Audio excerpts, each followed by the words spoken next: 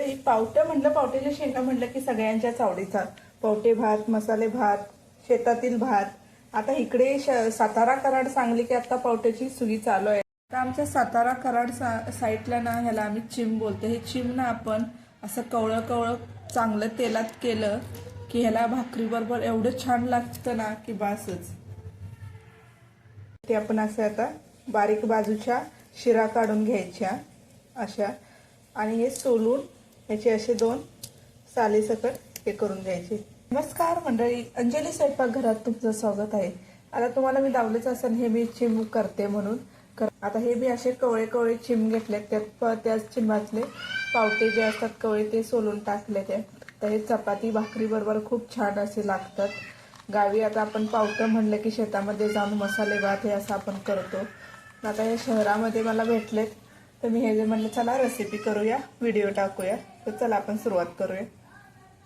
हे चिम आपण स्वच्छ 2दा धुवून घ्यायचंय. कढई ठेवले, गॅस चालू करून घ्यायचंय. गरम झाले आता आपण मी ह्यात तेल घालते. 1 चमचा आणि अर्धा चमचा तेल घालून घ्यायचं. ह्यात कांदा बिंदा मी काही टाकणार नाही. असंच तेलात चांगलं भाजून घ्यायचं. तेल गरम झाले, आता मी हे चिम तेलात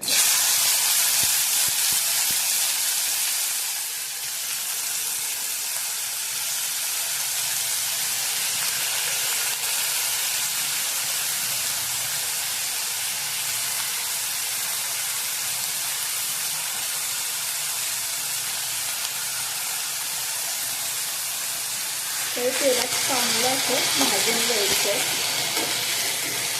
जेवढं तेलात चांगलं भाजून त्याची चव तेवढी चांगली लागते.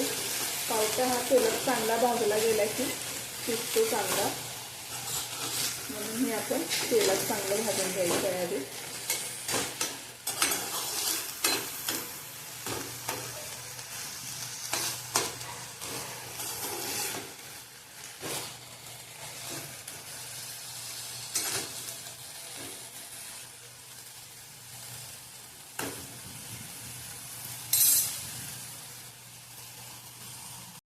तर मी तेलात चांगलं 2 मिनिटं भाजून घेतले. तुम्ही बघू शकता पावटे चिम चांगले तेलात भाजले गेले.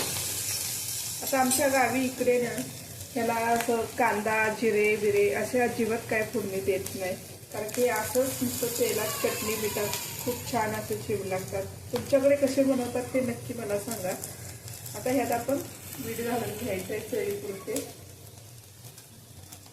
हळद टाकायचे, अर्धा चमच्याला कमी हळद टाकायची, आणि 1 चमचा तिखट टाकायचं आहे, किंवा आम्ही याला चटणी किंवा घाटी मसाला म्हणतो.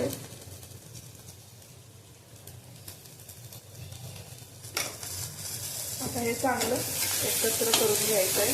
तेलात चांगलं परत भाजून घ्यायचं आहे. तेलात चांगलं भाजलंय. आता ह्यात 1 ग्लास पाणी ओतून घ्यायचं.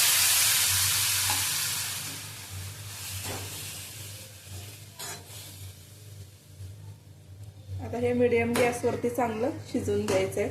उकळी आली की ह्यात आपण शेंगदाण्याचं कूट घालणार आहोत.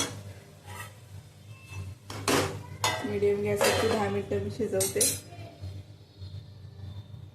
चांगली उकळी आले, आता ह्यात आपण शेंगदाण्याचं कूट टाकूया. 1 चमचा आणि अर्धा चमचा टाकून मिक्स करून चांगलं घ्यायचं आहे.